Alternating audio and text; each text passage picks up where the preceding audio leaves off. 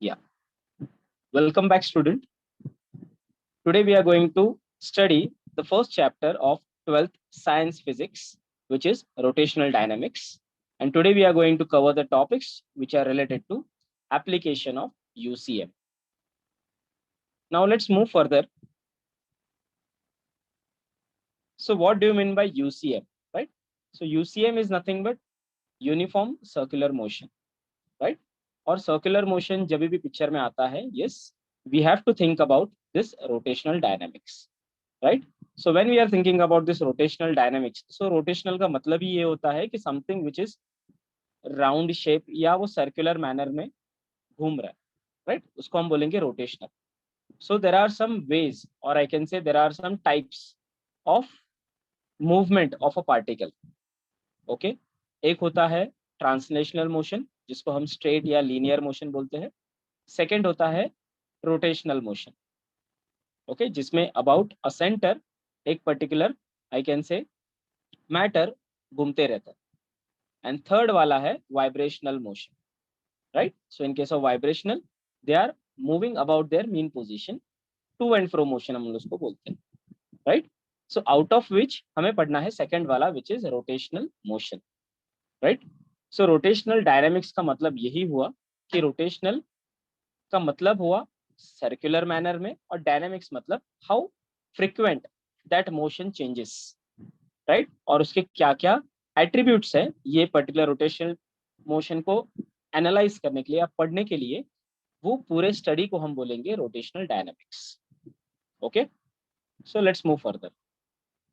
Now जब भी मैं आपको बोलूंगा कि सर्कुलर मोशन, तो आपके माइंड में एक ही चीज आनी चाहिए which is rotational motion.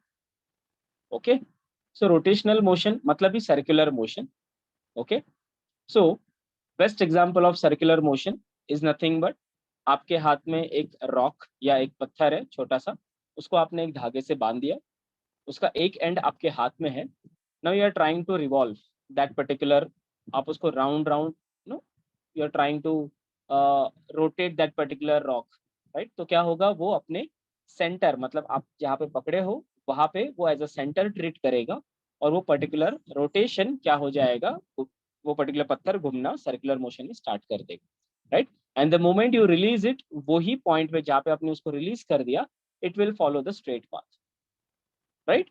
So there is a concept of I can say scalar and I can say vector entities, right. आपने मे बी 11th में पढ़ा होगा कि स्केलर और वेक्टर एंटिटीज क्या होते हैं. देखो, स्केलर वो होते हैं जिसके पास डायरेक्शन नहीं होता, ओके. एंड वेक्टर वो होते हैं जिनके पास direction as well as I can say magnitude होता है. ओके, स्केलर के पास खाली मैग्नीट्यूड एंड वेक्टर के पास magnitude as well as direction. Okay, ये दो चीजें दोनों के पास होती है, ठीक है. सो जब मैं सर्कुलर मोशन पढ़ूंगा, राइट, तो ऐसे देखा गया कि linear motion is always travels in one direction. Okay, तो जब भी वो एक ही डायरेक्शन में या सेम डायरेक्शन में अगर वो मूव करता है तो 110% उसका डायरेक्शन सेम होता है, hence that is not an accelerated motion. Okay, तो वो लीनियर मोशन में एक कांस्टेंट वेलोसिटी में वो मूव करते रहता है, right. But when I am talking about the circular motion, right, so circular motion को हम एक्सेलरेटेड मोशन भी बोलते हैं, right. The direction of velocity changes at every instant, it is an accelerated motion. Okay, linear में क्या होता है कि मैं कांस्टेंट वेलोसिटी से भी भाग सकता हूँ या मैं डिफरेंट वेलोसिटी से भी भाग सकता हूँ, राइट. सो जब भी हम लीनियर मोशन मतलब स्ट्रेट या लीनियर मोशन में हम लोग उसकी बात करते हैं तो वहां पे acceleration can be a zero. Okay, this is a JEE question. So in linear motion acceleration can be a zero. So acceleration zero कब होगा, जब मेरी वेलोसिटी कांस्टेंट होगी, राइट. बट सेम अगर मैं सर्कुलर मोशन में देखना चाहूँ तो मेरा एक्सेलरेशन कभी भी जीरो नहीं होगा, इवन दो मेरी वेलोसिटी अगर सेम है, राइट. तो आप बोल रहे हो कि सर वेलोसिटी सेम है तो एक्सेलरेशन तो जीरो होना चाहिए, right? Absolutely correct. In case of linear, when where there is no change of direction, yes, it is obeyed that when the velocity is constant 110%, the acceleration is zero. But when we are talking about the circular motion, in case of circular motion, whenever the even though the velocity is constant, but its direction is keeps on changing, right? आपने देखा होगा कि circular में हमेशा 360 direction होता है, right? तो हर एक पॉइंट पे, हर एक इंस्टेंट पे क्या होता है, वो वेलोसिटी का डायरेक्शन चेंज होते रहता है, correct? And because of that only, even though the magnitude of velocity is constant, but still the direction is different, hence we called it as a accelerated motion. Okay, understood? So that's why हम इसको बोलेंगे accelerated motion. Now दूसरा आता है, it is a periodic motion, right? Periodic motion मतलब क्या? जैसे मैंने आपको बोला to and fro motion. Let's say अगर मैं एक पॉइंट से स्टार्ट करूँ, अगर मैं घूम के वही पॉइंट पे आ रहा हूँ, तो we called it as a periodic motion. So during the motion, the particle repeats its path along same trajectory. Hence, we called it as a periodic motion. Okay. Now, they have given some kind of a similarity. Okay. Or I can say analogous entities या quantities उन्होंने दिया हुआ, right? So let's learn this कि in translational मतलब linear motion में कैसा होता है, and in rotational मतलब circular motion में क्या होता है, and they have given the relationship as well. Okay, so first quantity is my linear displacement. So in case of linear dynamics, we called it as a, we denoted by s symbol, which is a small s. Okay, but angular में हम क्या बोलेंगे उसको, theta. Okay, because सारे circular motion हम angles में measure करते हैं, करेक्ट? एंड लीनियर में हम उसको डिस्टेंस में, मीटर में मेजर करते हैं, hence we call it as the S. Okay, now next is my linear velocity. So linear velocity v will be equal to ds divided by dt, which is normal, the distance upon time. Same case in case of angular velocity, we have omega, which denotes the angular velocity.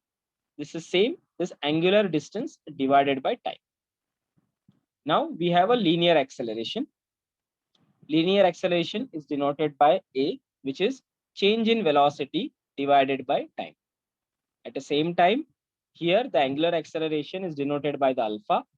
We called it as a angular change in angular velocity divided by time.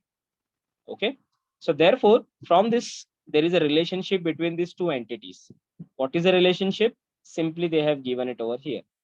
So the linear displacement is equal to the angular displacement into the radius of that particular circle in which the object is moving.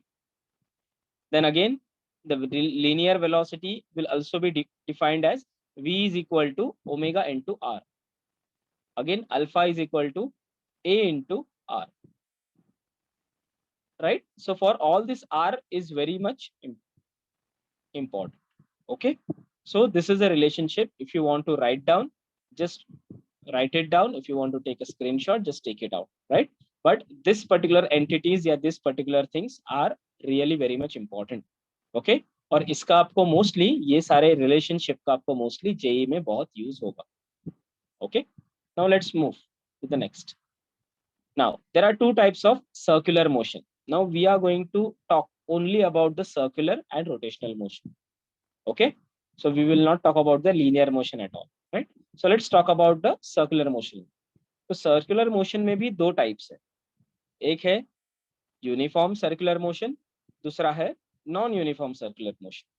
अभी नाम में ही दिया है, देखो uniform मतलब क्या, constant होना चाहिए. So during the circular motion if the speed of the particle remains constant, we called it as a UCM, which is uniform circular motion.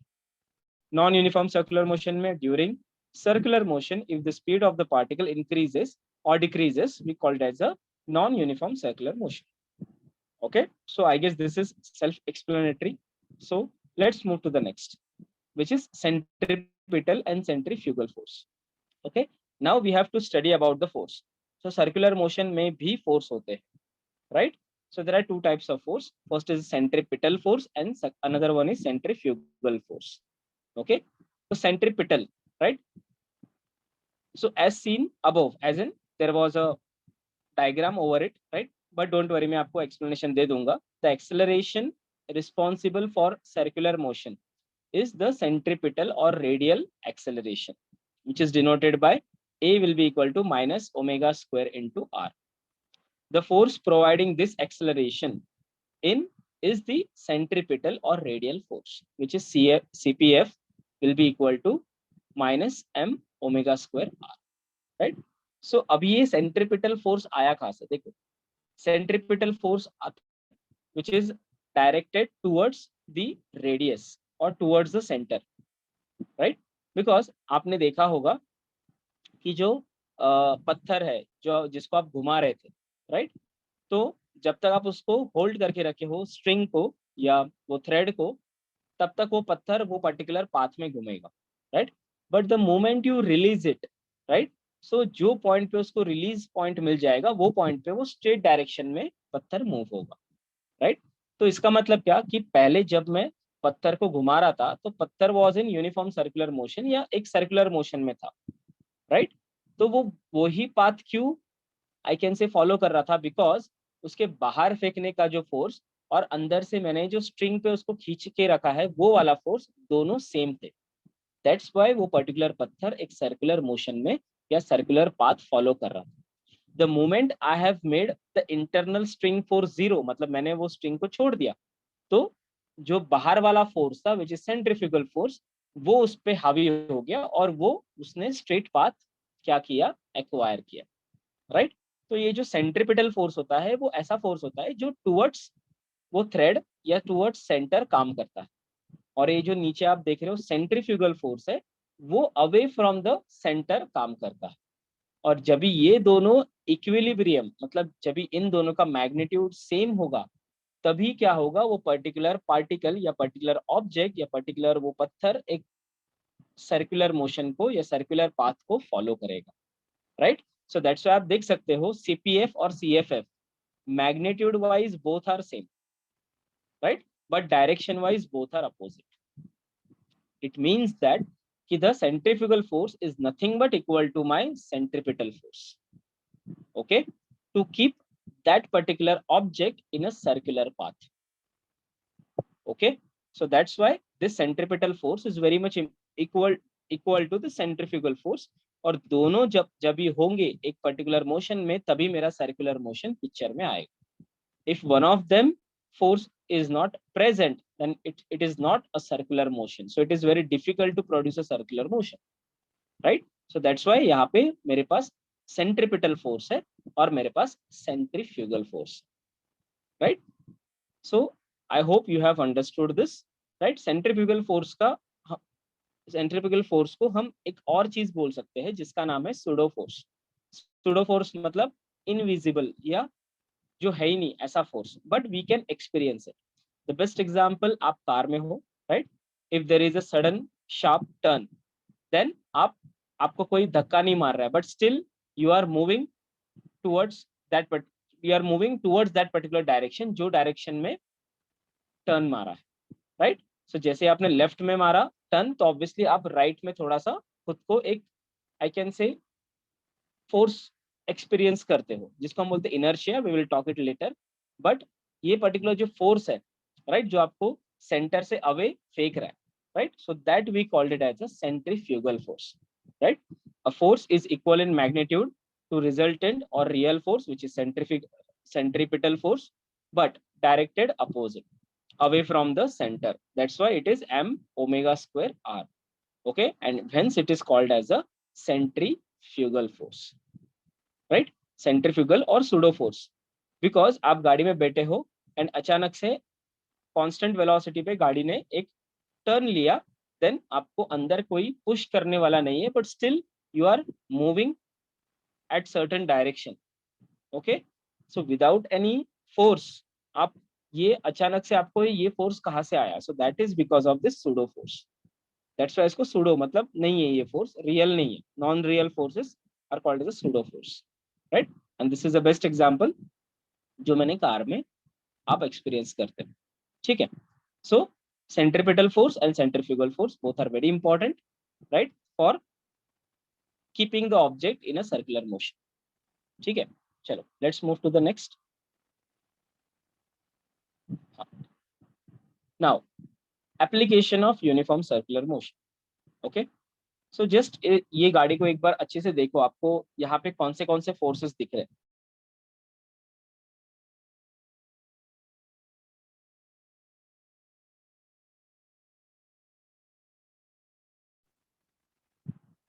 Analysed, कौन से फोर्सेस दिख रहे हैं यहाँ पे.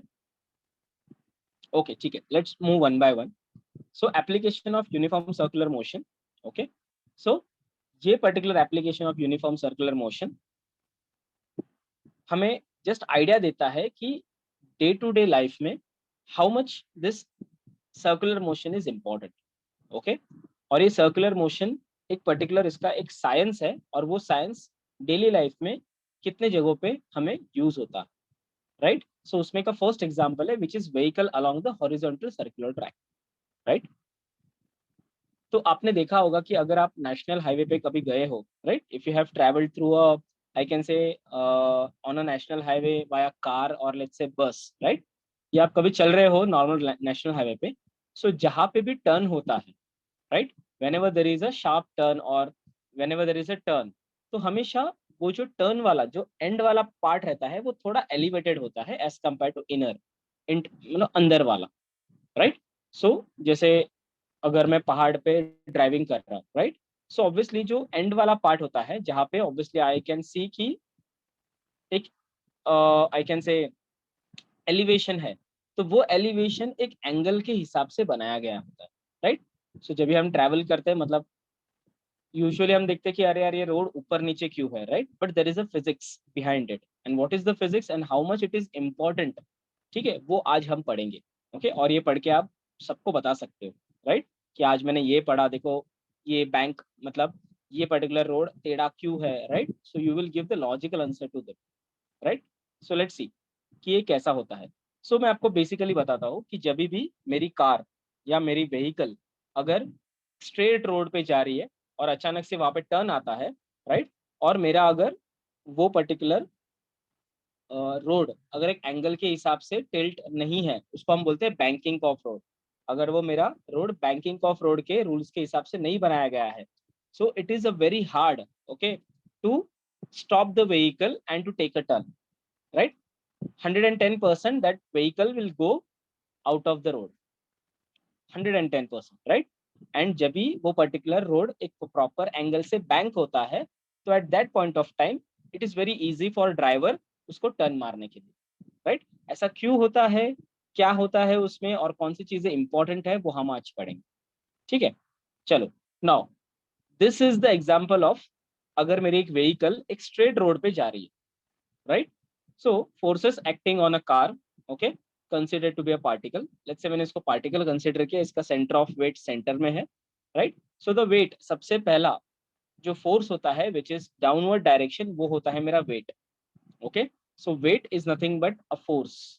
सर आप बोलेगे सर weight force कैसे हुआ, देखो इसका इक्वेशन देखो, mass into acceleration due to gravity. So mass into acceleration is what? Force, simple.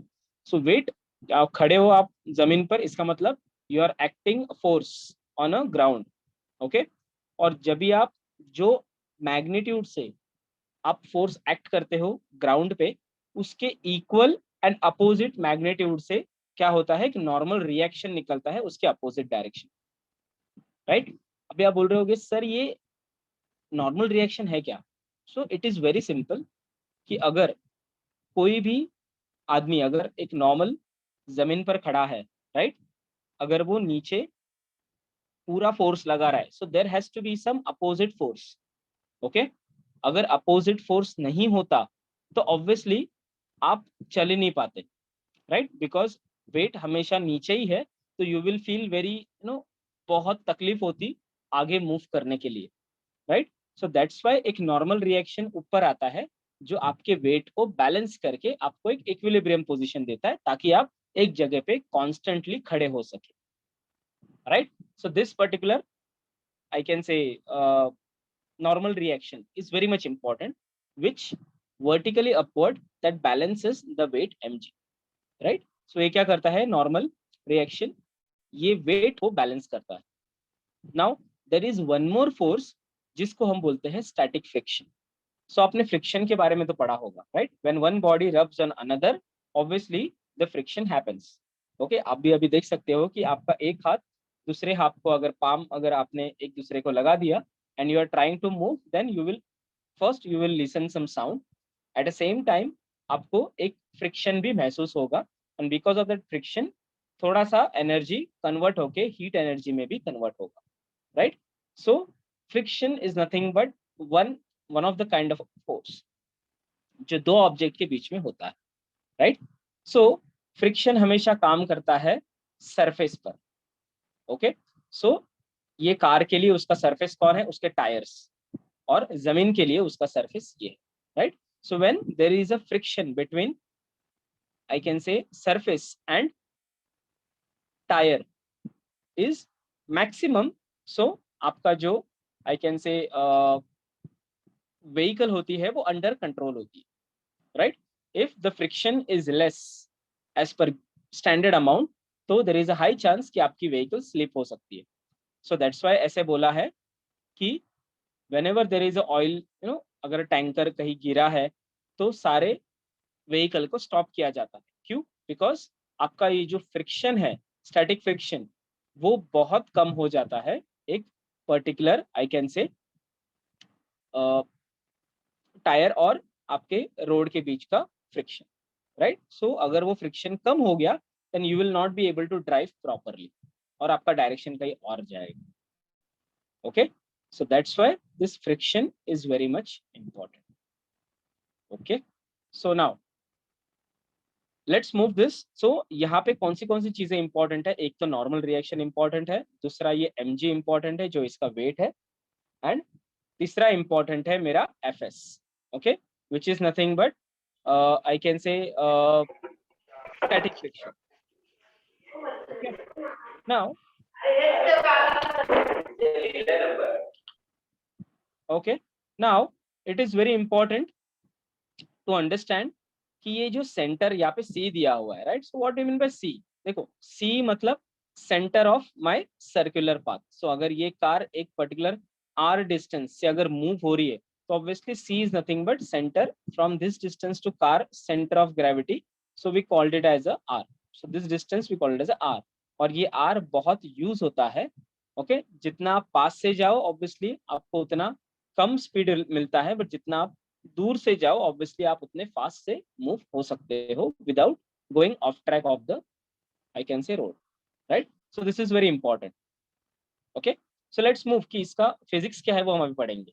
Okay, so first is nothing but while working in the frame of reference attached to the vehicle, it balances the centrifugal force, right।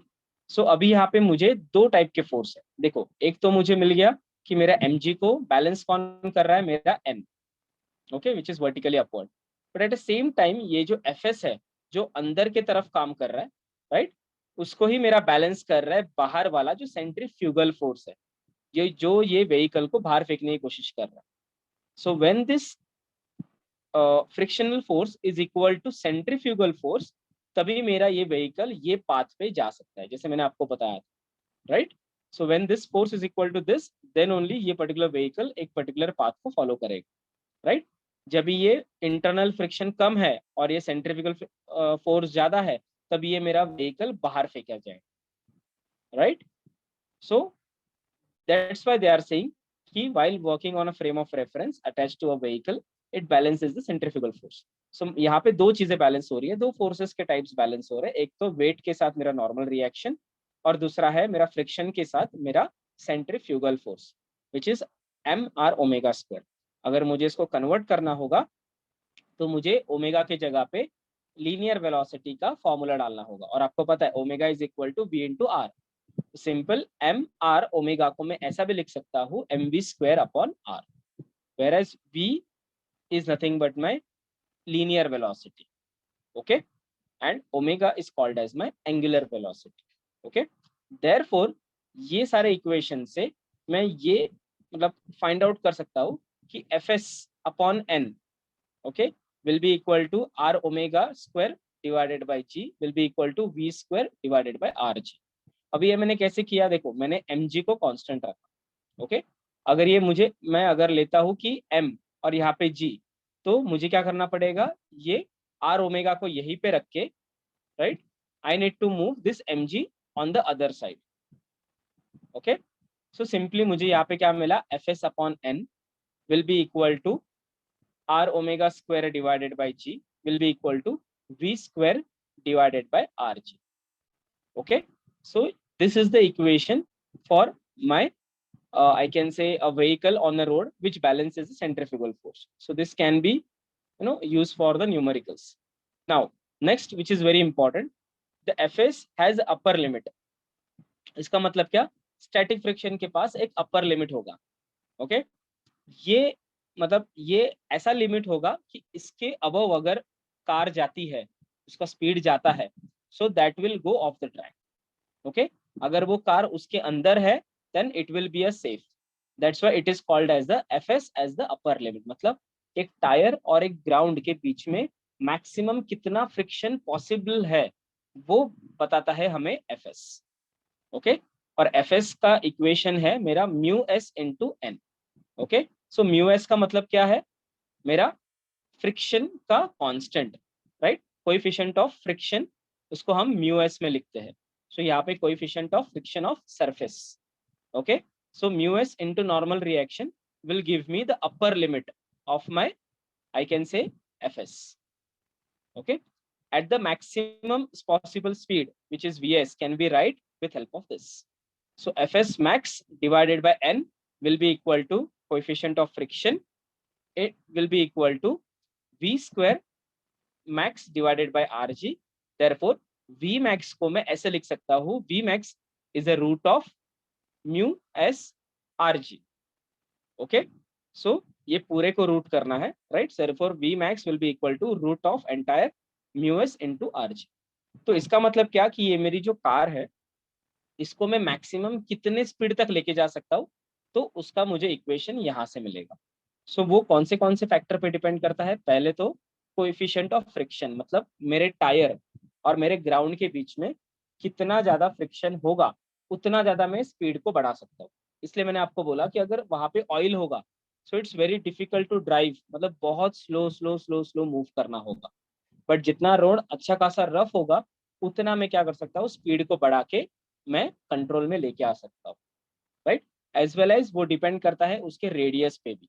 सो जितना ज्यादा आप, मेरा radius ज्यादा होगा, उतना ज्यादा मेरा क्या होगा, मैं स्पीड को लेके जा सकता हूँ। जितना ज्यादा मेरा जितना कम मेरा रेडियस होगा, उतना मैं कम स्पीड से लेके जा सकता हूँ, मेरा जो वी मैक्स है वो कम होगा। As well as gravity, gravity is constant 9.8 in 10, no 9.881 metre per second square, right. So this is the constant one.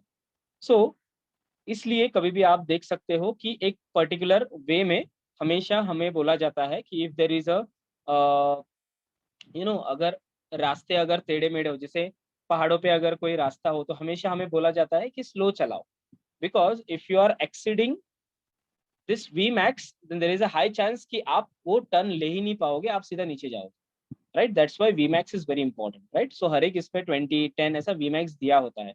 For sharp turn it is very small, but for long turn जो एक अच्छा खासा turn दे रहा है मुझे radius का, तो उसमें it is very good, okay.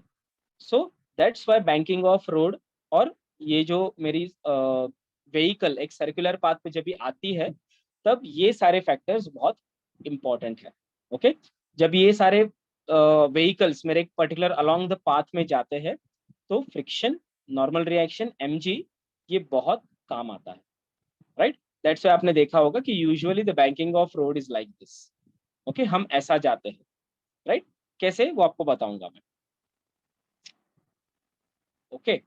Now application of uniform circular motion में सेकंड है, विच इज वेल और wall of death, right. So this is the vertical cylindrical wall of radius r, inside which the vehicle driven in the horizontal surface, okay।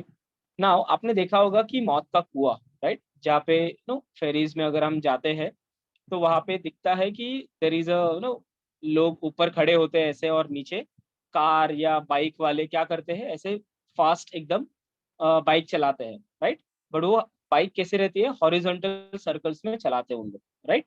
So how it is possible, right, because मुझे पता है कि gravity upside down है, but they are moving against the gravity, right. So how it is possible, so this is possible because of the circular motion, right. So this can be seen while performing stunts, stunts मारते हुए हम देख सकते हैं इसको। Forces acting on a vehicle are, so there are certain vehicle forces which are acting on it, right। so मौत का कुआं मतलब ऐसे सर्कुलर पाथ होगा, राइट। और ये मेरा जो पॉइंट है उसको समझो आप कि ये मेरा बाइक वाला है, राइट। जब ये बाइक वाला चलाता है, जैसे बाइक वाला इज मूविंग लाइक दिस, ऐसे हॉरिजॉन्टल में ऐसा मूव कर रहा है, राइट। मतलब वो पर्टिकुलर वॉल पे उसके दोनों टायर्स है, राइट। सो वॉल पे उसके जब भी दोनों टायर्स है, तो हमेशा जो ग्रेविटी करेगा वो क्या करेगा, नीचे एक्ट करेगा। एट द सेम टाइम मेरा जो फ्रिक्शन है वो करेगा ऊपर के साइड, ओके। और मेरा जो नॉर्मल रिएक्शन है वो क्या होगा, अभी सेंट्रली क्या होगा मेरा, आई कैन से सेंट्रली डायरेक्टेड होगा, राइट। और इसके एग्जैक्टली नॉर्मल रिएक्शन के अपोजिट मेरा कौन होगा, मेरा सेंट्रीफ्यूगल फोर्स होगा, जो उसके अपोजिट डायरेक्शन में, राइट। सो इसके पहले हमने देखा कि मेरा ये mg को आई कैन से नॉर्मली नॉर्मल था, जो उसको अपोज कर रहा था या उसको बैलेंस कर रहा था। बट अभी क्या देख रहे हैं हम कि centripetal force is nothing but my normal reaction, और उसके अपोजिट में जो सेंट्रीफ्यूगल होगा वो अभी बैलेंस कर रहा है मेरे normal reaction, right. So there is a chance that this can be changed, okay. My FS मतलब मेरा जो फ्रिक्शन है, वो फ्रिक्शन मेरा बैलेंस कर रहा है मेरे mg को, ओके। मतलब मेरे वेट को अभी फ्रिक्शन बैलेंस कर रहा है, ना कि मेरा नॉर्मल रिएक्शन। और मेरे सेंट्रीफ्यूगल फोर्स को बैलेंस कर रहा है मेरा normal reaction, okay. So these are some important things that you should know, right. जब भी आप उसको पढ़ोगे तब ये सारी चीजें आपको समझ में आनी चाहिए, right. So normal reaction acting along horizontally and towards the centre, तो ये नॉर्मल रिएक्शन ऐसे एक्ट कर रहा है। Weight mg acting vertically downwards, तो आप देख सकते हो ये वेट ऐसे एक्ट कर रहा है। Force of static friction Fs acting vertically upward between vertical wall and the tires, so ये जो Fs है वो ऐसे एक्ट कर। So when this Fs is equal to mg and this centrifugal force is equal to normal reaction, तभी ये particular जो bike वाला है वो क्या करेगा, एक सर्कुलर मोशन में विदाउट गिरे एक पर्टिकुलर स्पीड के साथ रोटेट कर पाएगा, ओके। अगर ये पर्टिकुलर स्पीड के साथ रोटेट, मतलब इसमें से अगर एक भी एंटिटी अगर ऊपर नीचे हुई तो ये पर्टिकुलर स्टंट वाला नीचे आ जाएगा, right. That's why all the parameters are important, right. ये एफएस मतलब स्टैटिक फ्रिक्शन भी इंपॉर्टेंट है, जो अपोज कर रहा है इन दिस केस मेरे वेट को, और ये सेंट्रीफ्यूगल फोर्स जो अपोज कर रहा है मेरे नॉर्मल रिएक्शन को। तो ये सारी चीजें जब इक्विलिब्रियम में होगी तब मेरा वो स्टंट मैन क्या कर सकेगा, मेरे एक पर्टिकुलर मौत के कुएं में मेरा फास्ट तरीके से बाइक चला पाएगा, okay. So this is how it works.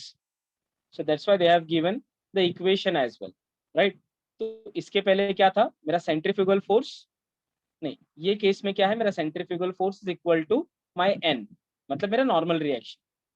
Omega को मैंने जस्ट रिप्लेस कर दिया v इंटू आर से, तो मुझे v square divide by R मिला, okay. Therefore mg will be equal to fs, right. तो मुझे यहाँ पे क्या मिला, mg will be equal to fs, क्यों, बिकॉज मेरा जो वेट है वो अभी मुझे किसको आई कैन से बैलेंस कर रहा है, मेरे static friction force. So this is mg will be equal to fs। Force of static friction Fs is always less than or equal to mu s into n. Okay, so this is the given condition. Okay, so therefore Fs is less than equal to mu s into n, which is this. Okay, therefore mg, अभी Fs को मैंने just यहाँ पे mg डाला, so mg is less than equal to mu s in bracket mv square divided by r. So therefore just m मैंने दोनों side से cancel out किया, तो g will be equal to less than or equal to mu s v square divided by r. Therefore v square greater than or equal to rg divided by mu s, okay. Therefore from this equation I will get v minimum will be equal to root of rg divided by mu s, okay. So यहाँ से मुझे क्या मिला, v minimum मिला, right। अभी ये v minimum का मतलब क्या है कि अगर एक स्टंटमैन को ये पर्टिकुलर सर्कुलर मोशन में हमेशा रहना है, तो मिनिमम उसको कितना स्पीड मेंटेन करना होगा वो मिलेगा मुझे ये इक्वेशन से। अगर उसका स्पीड ये v मिनिमम से थोड़ा भी कम हुआ, right, so he will fall down, okay, but it is always greater than this v minimum, then it will he will always rotate in that circular manner, okay, वो circular में हमेशा क्या करेगा, stunt करता रहेगा। और अगर उसका स्पीड थोड़ा भी कम हुआ तो वो सीधा क्या हो जाएगा, स्लिप होके नीचे आ जाएगा, okay. That's why it is very important that they have given v minimum will be equal to root of rg divided by mu s, okay। Now third, which is very important, as I told you, right, the vehicle on a bank road। तो इसके पहले हमने जो first वाला देखा, that is nothing but a normal vehicle which is moving in a straight on a straight road, right। तो उस पे mg then normal reaction और मेरा फोर्स काम कर रहा था। बट जैसे ही मुझे एक सर्कुलर पाथ पे अगर मुझे जाना है, तो ऑब्वियसली मुझे क्या करना पड़ेगा, एक बैंकिंग ऑफ रोड को करना बहुत इंपॉर्टेंट है, because there is a circular way और there is a circular path, okay. अभी ये जब भी हम बैंक करते हैं, बैंक मतलब थोड़ा सा एलिवेट करना रोड को, ओके, और वो कौन से, जहाँ पे टर्न होगा वो साइड पे एलिवेट करना, okay. The surface of curve road are tilted with horizontal with some angle, so इसको बोलते हैं theta, we called also called as a angle of banking, so this is also called as a banking of road or road is said to be a bank, okay। ये कब होगा, जब एक particular road को turning के time एक height पे मैं उसको एलिवेट कर रहा हूँ, राइट, और टिल्ट कर रहा हूँ विथ सम एंगल, उसको हम बोलेंगे banking of road, okay. So ये देखो, ये होता है बैंकिंग ऑफ रोड, राइट। सो आपने एक्सपीरियंस किया होगा कि अगर मेरा स्ट्रेट रोड नहीं है, अगर मेरा सर्कुलर जैसे ही रोड आ जाता है, टर्निंग आ जाता है, तो वो केस में हमेशा एक एंगल के साइड पे वो पर्टिकुलर रोड को टिल्ट किया जाता है, ओके। उसका रीजन यही है कि वो पर्टिकुलर मेरी कार या मेरा जो हैवी व्हीकल के जो ट्रक्स है वो ऑफ द रोड ना जाए, ओके। बिकॉज जब मैं उसको टिल्ट करता हूँ, it will try to push the vehicle towards the centre, ताकि वो ज्यादा बाहर ना जाए, okay. So in this banking of road again you can see here, ये जो mg है वो हमेशा क्या करेगा, डाउनवर्ड ही काम करेगा। तो आप ऐसे मत सोचो कि जैसे ही मैंने रोड को टिल्ट किया इसका मतलब रोड के नीचे ही मेरा वेट काम कर रहा है, no, the weight is always vertically downward, okay. तो अगर आप ऑब्जेक्ट को टेढ़ा करते हो तो ऑब्वियसली मेरा वेट वो ऑब्जेक्ट टेढ़े के हिसाब से नहीं आएगा, it has to be in the straight line, right, which is always vertical, और वो हमेशा स्टार्ट होगा उसके सेंटर ऑफ, आई कैन से मास ऑफ सेंटर और सेंटर ऑफ ग्रेविटी, आप कुछ भी बोल दो कि यहाँ पे सेंटर ऑफ ग्रेविटी से वो क्या हो जाएगा, नीचे आ जाएगा, okay. So in this case जो नॉर्मल रिएक्शन था, बट नॉर्मल रिएक्शन हमेशा क्या होता है, ये पर्टिकुलर व्हीकल के परपेंडिकुलर होता है, राइट, या आई कैन से रोड के परपेंडिकुलर होता है, राइट। सो ये जो नॉर्मल रिएक्शन है जिसके ऊपर मेरी व्हीकल है, उसका एक्चुअल में दो कंपोनेंट्स में क्या होता है, वो डिवाइड होता है, ओके। और उसका जो एंगल होगा that will be same as that of angle of banking, okay. So there are total two forces acting on this vehicle, एक होता है मेरा weight mg which is vertically downward, और दूसरा होता है मेरा normal reaction which is perpendicular to the surface of the road, okay. हमेशा याद रखना, नॉर्मल रिएक्शन हमेशा perpendicular to surface of road होता है, right, therefore this n is always perpendicular to the surface of road, right। but जैसे ही मेरा ये perpendicular to surface of road आता है, बट ये मेरा एक एंगल के साइड में क्या हो रहा है, मेरा ये पर्टिकुलर व्हीकल थोड़ा टिल्ट हो रहा है। तो जैसे ही व्हीकल टिल्ट हुआ या मेरा रोड टिल्ट हुआ, ऑब्वियसली ये नॉर्मल रिएक्शन भी थोड़ा टिल्ट होगा, तो ये जो एंगल रहेगा वही एंगल मेरा रहेगा angle of banking, okay. Now अभी मुझे अगर ये रोड स्ट्रेट होता तो बहुत सिंपल था कि मेरा ये जो नॉर्मल रिएक्शन है वो पूरा mg को क्या कर रहा है, आई कैन से इक्वेट कर रहा है, okay. But there is a high chance कि जैसे ही मेरा रोड टिल्ट हो गया, तो ये पर्टिकुलर जो मेरा अभी mg है उसको आई कैन से आई वुड से उसको मुझे बैलेंस करने के लिए मुझे लगेगा n cos थीटा, ओके मतलब क्या, इसका ये जो नॉर्मल है उसको मैं दो पार्ट में डिवाइड करूंगा, एक है वर्टिकली अपवर्ड, दूसरा है हॉरिजॉन्टली। ओके, तो उसका आधा पार्ट कन्वर्ट हुआ एन साइन थीटा में, और उसका आधा पार्ट कन्वर्ट हुआ N cos theta, right. So N cos theta is upward, N sine theta is horizontal, right. Now अभी ऐसा देखा गया कि ये जो एन कॉस थीटा है, ये इसका जो वेक्टर है, ये वेक्टर अभी क्या कर रहा है, mg को बैलेंस कर रहा है। Okay, so the vertical component of n cos theta is now balances weight mg। तो ये n cos theta अभी mg को बैलेंस कर रहा है, राइट। तो फिर आप सोच रहे होगे कि ये n sin theta क्या कर रहा है। Now n sin theta is playing a very much important role to keep this vehicle on this track। इसका मतलब ये व्हीकल को सर्कुलर मोशन में रखने के लिए हेल्प कर रहा है। हाउ, देखो very simple, horizontal component n sin theta being the resultant force must be necessary to, I can say, equate this centripetal force। Okay, so ये जो मेरा रहेगा वो हमेशा क्या रहेगा, सेंट्रिपिटल फोर्स को बैलेंस करने के लिए हमेशा इक्वल होगा। ओके, और balance is the centrifugal force, आप कुछ भी बोल सकते हो। तो अगर ये एन साइन थीटा मेरा अंदर है, तो ऑब्वियसली ये व्हीकल को बाहर फेंकने के लिए सेंट्रीफ्यूगल फोर्स काम करेगा, राइट। सो आपको पता होगा, right. So C, this is nothing but how the centrifugal force will act, CFF। Okay, so उसके एग्जैक्ट अपोजिट डायरेक्शन में मेरा कौन काम कर रहा है, अभी ये एन साइन थीटा काम कर रहा है।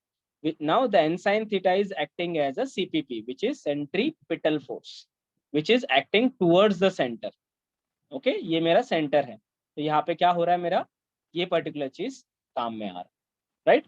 तो जब भी CFF is equal to CPP, okay, जब भी CFF is equal to CPP, तभी ये मेरा रोड क्या करेगा, एक पर्टिकुलर ट्रैक पे क्या करेगा, फॉलो करेगा। ओके, बट जैसे ये CFF थोड़ा ज्यादा होता है, तो ये मेरा व्हीकल सीधा ऐसे बाहर जाएगा, राइट। सो दैट्स वाई ये जो व्हीकल को एक पर्टिकुलर रोड पर एक, आई कैन से सर्कुलर मोशन में अगर उसको कांस्टेंट रखना है, तो मुझे एन साइन थीटा को इक्वेट करना होगा इक्वल एंड अपोजिट CFF के साथ, मतलब सेंट्रीफ्यूगल के साथ। Okay, that's how it is important, understood. So that's why ये पर्टिकुलर नॉर्मल रिएक्शन का दो पार्ट में कन्वर्ट हुआ, दो वेक्टर्स में कन्वर्ट हुआ, N cos theta and N sine theta. n cos theta balances my weight and n sin theta balances centrifugal force। okay, therefore देखो यहाँ पे लिखा हुआ n cos theta mg और n sin theta mr omega square, उसको मैं convert कर रहा हूँ v square divided by r। therefore यहाँ पे अगर मैंने दोनों को मतलब n sin theta divide by m cos theta ले लिया, तो मुझे क्या मिलेगा, tan theta, therefore v square divide by rg। so this tan theta is very much important, why, because अगर मैंने theta inverse of theta equal to tan inverse of v square divide by rg लिया, तो मुझे क्या मिलेगा, मेरा angle of banking मिलेगा। Okay, तो इसका मतलब क्या, अगर एक आई कैन से एक व्हीकल, ओके, उसका स्पीड कितना होना चाहिए, ये मैं डिसाइड कर सकता हूँ एंगल ऑफ बैंकिंग के हिसाब से। ओके, इसका मतलब क्या कि लेट्स से कि अगर मैं चाहता हूँ कि ये पर्टिकुलर टर्निंग पे मेरी व्हीकल एटलीस्ट 30 के हिसाब से 30 से या 30 और 40 के रेंज में जानी चाहिए, मतलब मैं उससे ज्यादा स्पीड नहीं कम कर सकता। तो वो केस में क्या होगा, मुझे एंगल ऑफ बैंकिंग वैसे डिसाइड करना होगा या वैसे रखना होगा, then only my speed, okay, उसके हिसाब से मेरा स्पीड क्या होगा, मैं मेंटेन कर सकता हूँ। अगर ये एंगल ऑफ बैंकिंग कम है और मैंने यहाँ पे ज्यादा वेलोसिटी ले लिया, then it will go off the track. Okay, that's why उन्होंने दिया है यहाँ पे मोस्ट सेफ स्पीड क्या होगा। कभी कभी ऐसा होता है कि एंगल ऑफ बैंकिंग मैंने एक पर्टिकुलर रोड बना दिया, ओके, उसका angle of banking let's say theta है, ओके, बट अभी मुझे फाइंड आउट करना है कि मोस्ट सेफ स्पीड क्या होगा। तो इसके लिए फॉर अ पर्टिकुलर पता होना चाहिए मुझे इसका रेडियस क्या है, देन मुझे थीटा पता होना चाहिए, देन वो पर्टिकुलर एक्सप्रेशन से मुझे ये मिलेगा Vs will be equal to root of Rg tan theta. तो यहाँ पे एंगल ऑफ बैंकिंग अगर मैं डाल देता हूँ, तो मुझे क्या मिलेगा, मोस्ट सेफ स्पीड मिलेगा। मतलब क्या, ये स्पीड से अगर मैं ये एंगल ऑफ बैंकिंग के अगर ऊपर चला गया गाड़ी लेके, तो मैं बाहर या मैं ऑफ द ट्रैक नहीं होऊंगा। ओके। ऑल्सो उसका अपोजिट पार्ट है कि अगर मुझे रिक्वायरमेंट है कि नहीं 40 का स्पीड मेंटेन होना चाहिए टर्निंग पे, तो फिर मुझे क्या करना पड़ेगा, वाइल डिजाइनिंग अ रोड ये एक्सप्रेशन यूज होगा जहां पे मैं थीटा को डिसाइड कर सकता हूँ बेस्ड ऑन द स्पीड। अगर 40 चाहिए तो उसके हिसाब से मुझे वो उसका एलिवेशन ज्यादा करना होगा, अगर 10 का स्पीड है तो मुझे उसके हिसाब से एंगल ऑफ इंक्लिनेशन कम करना होगा। Understood? So that's why the banking of road is very much important. Okay. जितने भी हैवी व्हीकल्स जाते हैं तो वो हैवी व्हीकल्स को कंट्रोल करना टर्निंग पे बहुत मुश्किल होता है, and because of this banking of road बहुत इजी होगा वो पर्टिकुलर हैवी व्हीकल को टर्न मारना। ओके, बिकॉज स्ट्रेट रोड पे turn is very difficult, because आपका पूरा लोड बाहर के तरफ फेंका जाता है, राइट, और आपका फ्रिक्शन ज्यादा काम नहीं करता। ओके, दैट्स वाई ये जो एन साइन थीटा है that plays a very important role जब आपका हैवी लोड एक टर्निंग पे जा रहा है। If the road is not banked तो ये एन साइन थीटा होगा ही नहीं, तो मेरा खाली क्या होगा, फ्रिक्शन होगा, and friction is not that much कि मेरा ये जो लोड को वो क्या कर सके, सेंट्रीफ्यूगल फोर्स को वो हैंडल कर सके। बिकॉज आपको पता है कि जितना ज्यादा बड़ा व्हीकल होगा, ओके, उतना ज्यादा वो सेंट्रीफ्यूगल फोर्स उसका प्रोड्यूस होगा। अगर वो स्टैटिक फ्रिक्शन ने अगर उसको बैलेंस नहीं किया देन वो मेरी व्हीकल क्या हो जाएगी, गिर जाएगी। बट यही केस में अगर मैंने थोड़ा सा टिल्ट किया तो अभी कौन कर रहा है, ये फ्रिक्शन के साथ ये जो एन साइन थीटा है वो भी काम कर रहा है। जब ये दोनों एक साथ काम करते हैं, ओके, तभी क्या होता है, ये जो व्हीकल का जो सेंट्रीफ्यूगल फोर्स है वो थोड़ा सा बैलेंस होता है एन साइन थीटा के साथ। Okay, and because of that only that particular vehicle even if it is heavy वो इजीली वो पर्टिकुलर सर्कुलर बैंक रोड पे उसको एक प्रॉपर वेलोसिटी के साथ क्रॉस करता है। Okay, thank you.